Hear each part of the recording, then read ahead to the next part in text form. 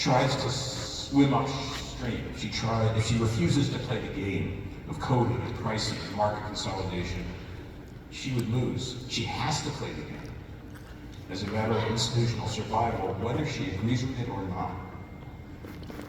That's the source of moral injury. It's the same for Dr. Evans. Play the game or get out. The only solutions that can work are common solutions. Forbidding free riders, forbidding defectors. That's the nature of a commons problem, by the way. It is in shape identical to the struggle against climate change. Economists refer to externalities. Those are important costs that are not included in the price. They're costs that somebody else pays. Climate change is an externality from the viewpoint of fossil fuel prices. It's not in the price of the fuel unless we choose to add it through tax policies. And until it is in the price, the earth hurts. The external effects on healthcare of greed and pricing games lie in the erosion of the integrity, vitality, spirit, and sustainability of our search for health. Some win, they win big, they win money, but many, many, many others lose. And in the long run, chaos wins. If we do not control the dominance of financial forces in healthcare, we will lose healthcare. The problem of greed is so big that I have trouble finding purchase. Here are some of the elements we might start with. First, we need to make noise about this. Professionals in healthcare, all types of professionals, need to speak out loudly in protest against greed. Profiteering and short-sighted deal-making ought not to be met with silence, but rather with concerted, relentless, unified communication to the public and to policymakers. Silence is assent. We must dissent. We need not attack the individual's behavior. That is not my point. But the systemic support of these behaviors must end. We professionals need to say, this is not us, and it should stop. Extortion of drug prices, exploitation of market consolidation, coding games, promulgating unnecessary care. This is not us, and it should stop. Those bills for those kids' vaccines are crazy. They are lunacy. They are wrong, and we need to say so. I would like to see a vast social media campaign take form. It would be driven by the clinicians of America, calling for an end to the monetization of healthcare, an end to the unbridled profit motive essential to how we run healthcare in our nation. A call for return to the mission as the core of care and care systems, a call for the termination of greed, the intolerance of greed in the healing enterprise. Now, to call for that, second, we professionals in healthcare, we have to lead by example. We need to insist that our guilds and our trade organizations demote the pursuit of higher payment among their strategies and activities, at least for a time. Their shared power should lean into insisting that resources flow to the neediest in society, and that the protection of patients, all patients, is the first and highest calling. Now, this does involve policy and politics. Healthcare leaders and professionals should lobby Congress directly to pass legislation to rein in greed, reforming patent laws, changing coding and billing rules, strengthening antitrust enforcement, expanding price transparency, accelerating global budgets for the care of populations. Those are all statutory changes that have languished without strong action in Congress for years because the lobbying might of incumbents dries out the voices of the greater public interest.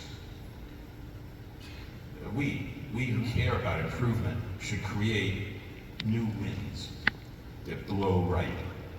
We need to fill the sails of the political leaders who need to act to prevent the loss of our healthcare system. Fourth, I want to reiterate the call I made at the forum last year, it's the call for hospitals and healthcare systems to adopt the 10 Teams campaign, now 11 teams with the addition of programs to reduce gun violence. The 11 teams. Professionals within those organizations, you, should insist that your systems engage actively with every single one of these true causes of illness. If our incumbent hospitals bring resources to the true causes of illness, injury, disability, that would be an unequivocal statement of intent that acquisition is not the purpose of the healthcare system. It would call the question in ways that others could not ignore. The forms of acquisition currently controlled, salve lucrum, will in the end harm health. It will not improve it. Health is a public good, and it needs to be pursued as a public good. Healthcare is a human right, and it needs to be secured as a human right. I recall a dinner that I had some years ago, maybe 15 years ago, with the head of New Zealand's healthcare system, their chief medical officer. I asked him what he was proudest of in his work, and I just remember that conversation so well. He answered without hesitation. Here's what he said.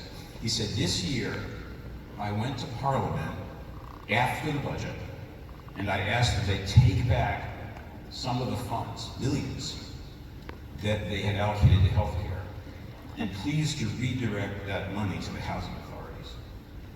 I knew that that would have a bigger impact on respiratory diseases than anything I could do with the money. That's what I'm talking about. Recognizing that the need transcends our narrow self-interest. Salve health. I remember also one night, many years ago, when I was a young doctor in training covering the ICU. I've told this story before. A woman with severe diabetes was there. She was dying from ketoacidosis. As the evening passed and the night darkened, her blood pressure fell lower and lower. The acid was building up in her bloodstream. It was weakening her heart contractions. The senior doctor worked with me very late into the evening, but we were losing, and finally around midnight, he gave up. He said, "Call me when it's over," and he left to sleep. I didn't. For some reason, I stayed. Sometime around 2 in the morning, a thought came to me. I had heard a lecture that week about a different kind of acidosis than this woman had, and it included mention of a very unusual drug, one I had never used before. And I glanced into the crash cart by the patient's bedside, and to my surprise, there was that drug, that very drug that had been mentioned. And so I picked up the vial, and with the nurse, we gave the drug. I don't remember the lady's name. What I do remember is watching her blood pressure rise, and then her waking up, and then her sitting up in bed the next morning eating breakfast when the senior doctor came in, fully intending to sign her death certificate. Instead, he wrote her discharge orders.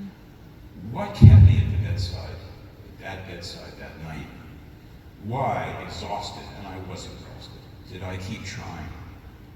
Salve lucrum, not on your life, not an iota of my energy, not a particle of my will, had anything to do with payment or incentive or reward or punishment or requirements or praise or blame. It was much, much simpler than that, much deeper.